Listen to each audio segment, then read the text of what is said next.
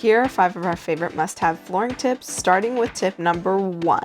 You're going to need to get a trim puller. This is the best tool. It's one of our favorites for removing any kind of baseboard or trim. It's going to save your walls. It's going to be a seamless removal instead of using a hammer or a crowbar. Number 2, removing your carpet and your underlayment in strips is the best way to get it out of any space, instead of trying to remove the entire thing out a window like I did here. Tip number 3, go ahead and like this video. That's not tip number 3, but thanks for doing that.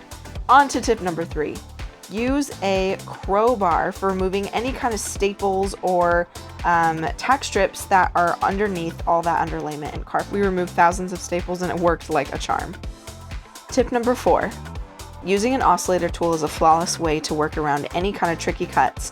If you have a doorway or you have some trim that's sticking out, it's just a great way to make it so that it's flush and you don't have to make all these funny cuts. It'll go right under your trim, just like so.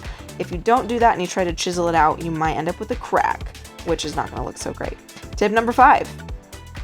If you run out of spacers, which we did after doing our entire house, this is the very last room that we did, we actually just started using some flooring. Use those scrap pieces, put those to work, and it is the same width as some spacers, and it covers more space and is a great option. Bonus tip for you, we actually have an entire video on how we transformed all of our flooring from that nasty carpet to this. Click here to watch.